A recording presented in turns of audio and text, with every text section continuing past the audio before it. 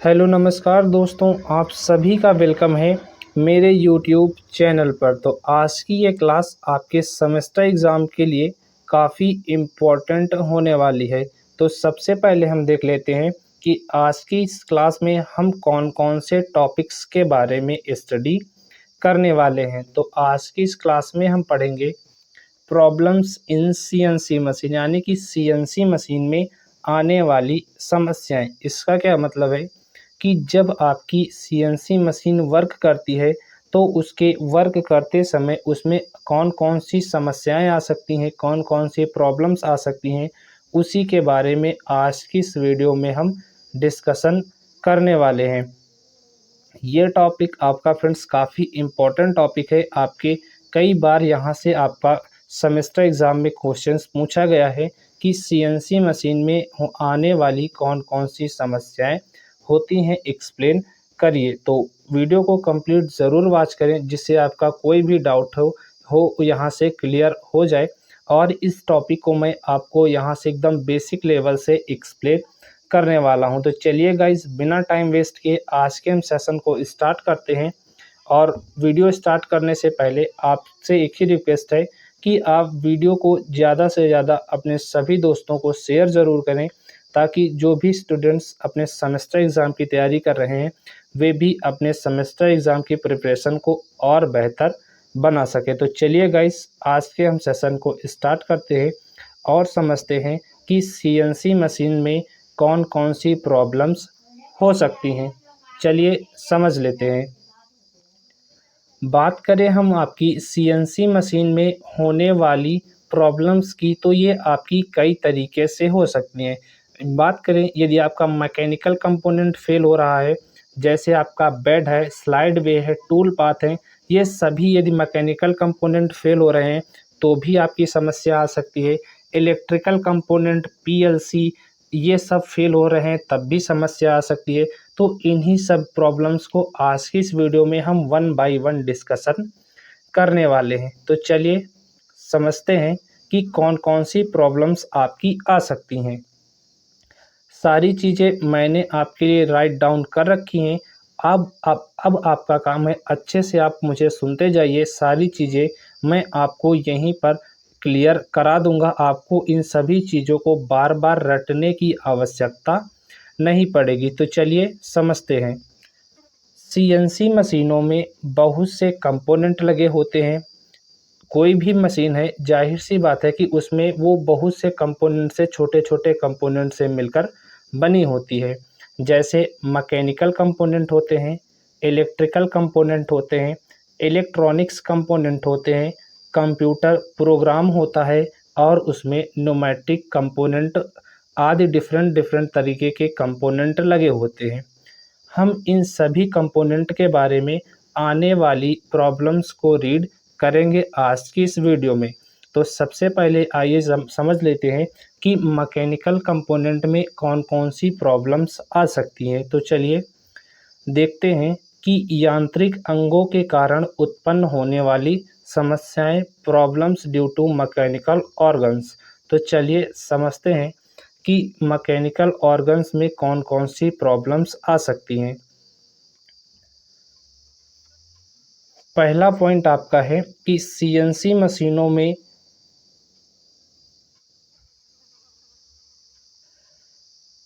Move करने वाले device, या इसको आप यंत्र भी कह सकते हैं, कभी कभी वे फेल हो जाते हैं, तो जिस कारण आपकी ये समस्याएं उत्पन्न हो जाती हैं। इसका क्या मतलब है कि जब हमारी सीएनसी मशीन वर्क कर रही होती है तो उसमें डिफरेंट डिफरेंट तरीके के मूव करने वाली डिवाइसेस लगी होती हैं। यदि वे डिवाइसेस फेल हो जाती हैं तो आपकी सीएनसी मशीन वर्क करना बंद कर देती है, जिस कारण उसमें समस्या आ जाती है। नेक्स्ट समझते हैं। नेक्स्ट आपका है, स्पिंडल के खराब होने के कारण भी समस्या उत्पन्न हो जाती है। जाहिर सी बात है कि आपकी सीएनसी मशीन की जब स्पेंडल आपका ख़राब हो जाता है तो आपका सीएनसी मशीन प्रॉपरली वर्क नहीं कर पाता है। तो ये भी आपका क्या है कि एक मैकेनिकल प्रॉब्लम्स में आता है। नेक्स्ट देखते हैं। नेक्स्ट आपका है, सीएनसी मशीन की स्पेंडल में जब लुब्रिकेशन नहीं किया जाता है तब आपकी ये प्रॉब्लम उत्पन्न हो जाती है।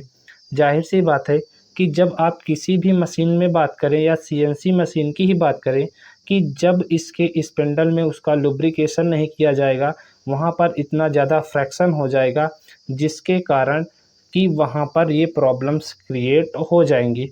आई थिंक आपको तीनों पॉइंट यहाँ पर समझ में आए होंगे।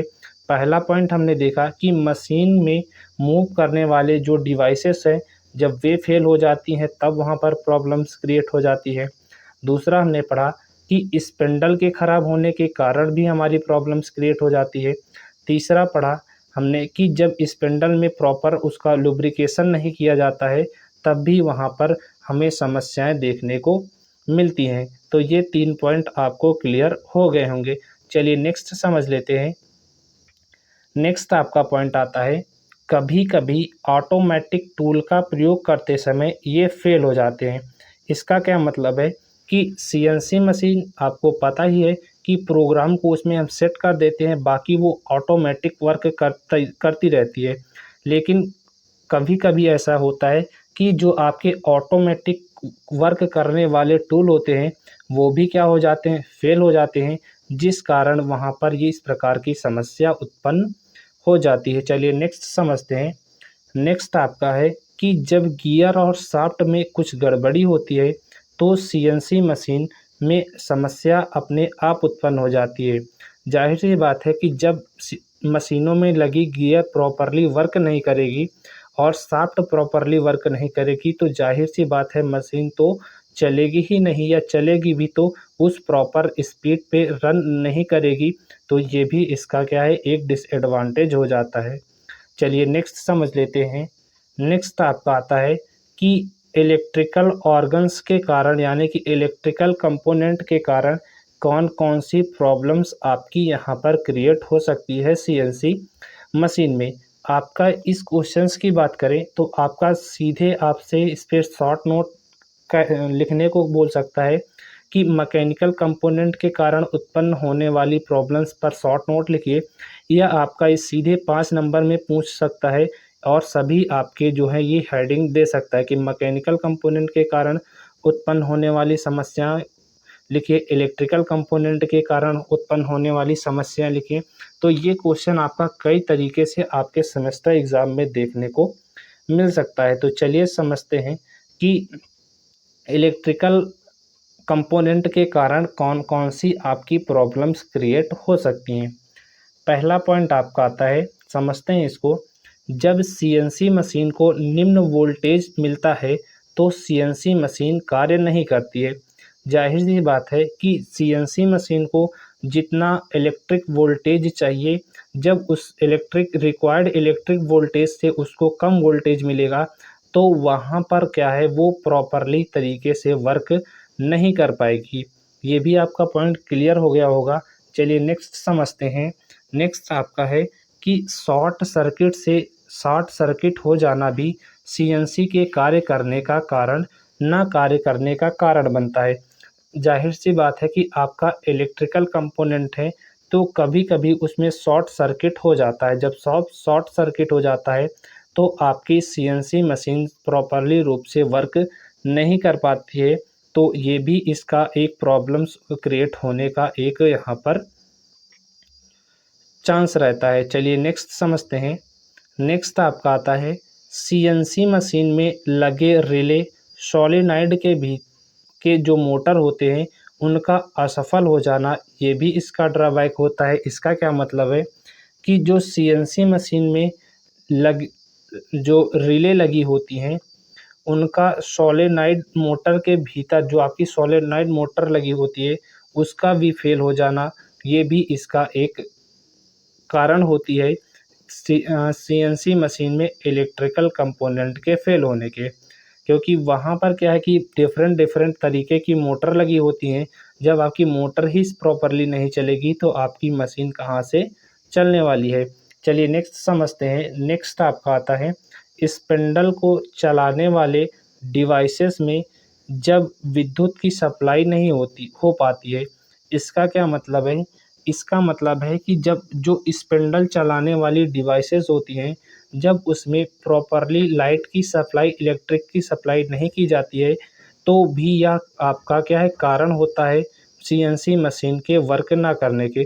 ज़ाहिर सी बात है कि जब आपकी जो इलेक्ट्रिक मोटर है उसमें इलेक्ट्रिक की जो सप्लाई है वो प्रॉपरली रूप से नहीं की जाएगी, तो वहाँ पर स्पिंडल को वो कैसे चलाएगी, तो ये भी इसका एक कारण है।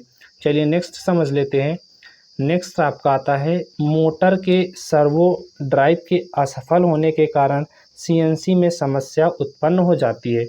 इसका क्या मतलब है कि मोटर के जो सर्वो ड्राइवें लगी होती हैं उसमें भी यदि फेलियर आ जाता है, तो उसके कारण भी क्या है कि सीएनसी मशीन में समस्याएं क्रिएट हो जाती हैं, जिससे सीएनसी मशीन प्रॉपरली वर्क नहीं कर पाती है। चलिए नेक्स्ट टाइप समझते हैं। नेक्स्ट आपका आता है इलेक्ट्रॉनिक्स कंपोनेंट में उत्पन्न होने वाली समस्या के कारण आपकी जब सीएनसी मशीन वर्क नहीं करती है, तो कौन कौन से कारण हैं इलेक्ट्रॉनिक्स कंपोनेंट के फेल होने से जिससे आपकी सीएनसी मशीन पर इफ़ेक्ट पड़ता है।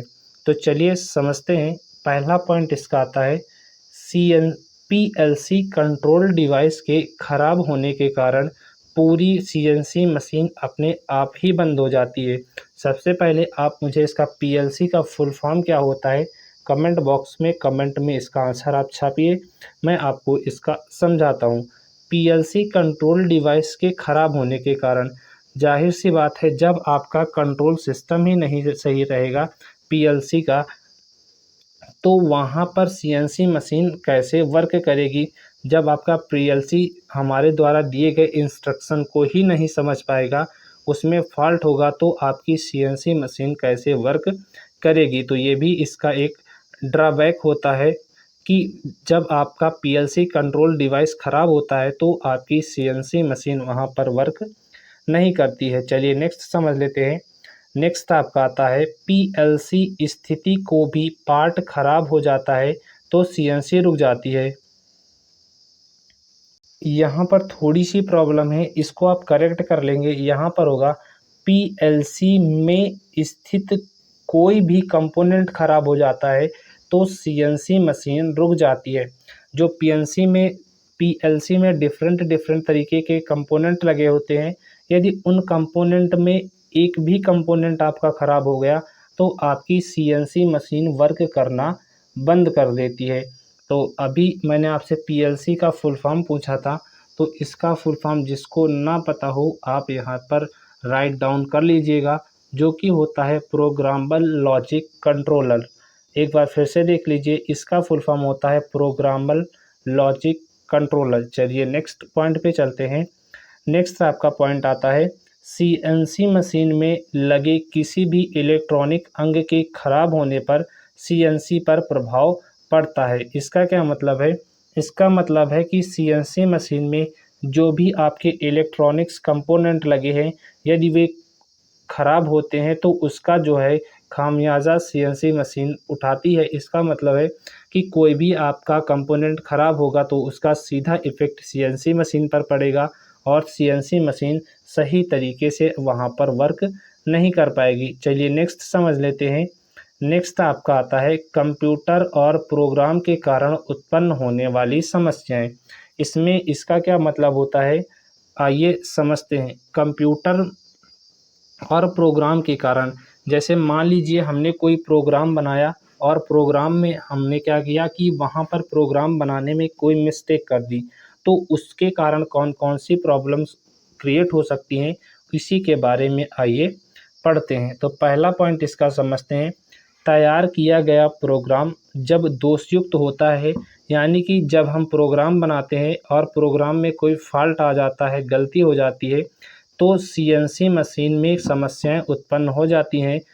तो सीएनसी मशीन आपकी उस प्रोग्राम को समझ ही नहीं पाती है और वो वर्क करेगी ही क्या, क्योंकि वहाँ पर जो हमने प्रोग्राम बनाया है उसमें क्या है, फॉल्ट है। तो इसीलिए लिखा है कि तैयार किया गया प्रोग्राम जब दोषयुक्त होता है तो सीएनसी मशीन में समस्याएं उत्पन्न हो जाती हैं। नेक्स्ट समझते हैं। पंच टेप जैसे पार्ट खराब होते हैं तो सीएनसी मशीन में समस्या उत्पन्न हो जाती है। इसका क्या मतलब है, जैसे पंच टेप का कार्य होता कि हमारे द्वारा जो दिए गए इंस्ट्रक्शन है उनको पढ़ना और उसके बाद मशीन को उन इंस्ट्रक्शंस को देना कि कौन सी जो मशीन का पार्ट है कब वर्क करना है। तो जब आपका पंच टेप ही आपका ख़राब होगा तो वो मशीन को क्या इंस्ट्रक्शन देगा। तो यही इसीलिए लिखा गया है कि पंच टेप जैसे पार्ट्स ख़राब होते हैं तो सीएनसी मशीन में समस्या उत्पन्न होती है। चलिए नेक्स्ट पार्ट समझते हैं। नेक्स्ट आपका पॉइंट है, सीएनसी में समस्याओं का मुख्य कारण हार्डवेयर का फेल होना होता है। अब हार्डवेयर क्या होते हैं कि सीएनसी मशीन में समस्याओं का जो मेन कारण होता है वो हार्डवेयर का फेल होना। अब हार्डवेयर क्या होती हैं जिनको हम छू सकते हैं, तो इसका मतलब है कि जो आपके कंपोनेंट लगे होते हैं यदि उनमें खराबी है तो सीएनसी मशीन में जाहिर सी बात है कि वहाँ पर उनके फेल होने के चांस अधिक होते हैं, जिसके कारण सीएनसी मशीन आपकी प्रॉपरली वर्क नहीं कर पाती है। चलिए नेक्स्ट पॉइंट समझते हैं। नेक्स्ट पॉइंट है आपका, प्रोग्राम को चलाने वाले टेप रीडर में खराबी आने के कारण सीएनसी कार्य नहीं करती है। जाहिर सी बात है, जब आपका प्रोग्राम ही नहीं चलेगा तो आपकी सीएनसी मशीन वर्क कैसे करेगी। तो प्रोग्राम को चलाने वाला जब आपका टेप रीडर ही ख़राब है तो वो मशीन को कैसे चलाएगा। चलिए नेक्स्ट पॉइंट समझ लेते हैं। नेक्स्ट आपका पॉइंट आता है, तो इतने ही पॉइंट थे आज की इस क्लास में। तो आज की ये क्लास फ्रेंड्स आपको कैसी लगी, मेरे द्वारा आपको एक्सप्लेन किए गए ये टॉपिक समझ में आए या नहीं आए, आप हमें ज़रूर कमेंट बॉक्स में कमेंट कर कर बताएं। बाकी वीडियो अच्छा लगे तो फ्रेंड्स वीडियो को लाइक एंड शेयर ज़रूर कर दें, क्योंकि आपका एक लाइक हमें मोटिवेट करता है इसी तरह के आपके लिए रेगुलर वीडियोस लाने के लिए। और आपसे एक ही रिक्वेस्ट है कि वीडियो को ज़्यादा से ज़्यादा अपने सभी दोस्तों तक शेयर ज़रूर करें, ताकि जो भी आपके दोस्त सेमेस्टर एग्ज़ाम की तैयारी कर रहे हैं वो भी अपनी तैयारी को और बेहतर बना सकें। तो वीडियो कैसा लगा आप हमें कमेंट बॉक्स में कमेंट कर कर ज़रूर बताइएगा। चलिए फ्रेंड्स, मिलते हैं आपसे नेक्स्ट वीडियो में और किसी इम्पोर्टेंट टॉपिक के साथ। और ये आपका जो चैप्टर 5th था, प्रॉब्लम्स इन सीएनसी मशीन, बस आपको इसमें इतने ही टॉपिक्स पढ़ने हैं। बाकी आपको यहाँ पर पीएचडी करने की कोई आवश्यकता नहीं है। आप इतने टॉपिक्स पढ़ लीजिए, यदि यहाँ से आपका क्वेश्चंस बनता है तो इसके बाहर जाएगा भी नहीं। तो चलिए फ्रेंड्स, मिलते हैं आपसे नेक्स्ट क्लास में। आप सभी का थैंक यू वीडियो को कंप्लीट वॉच करने के लिए।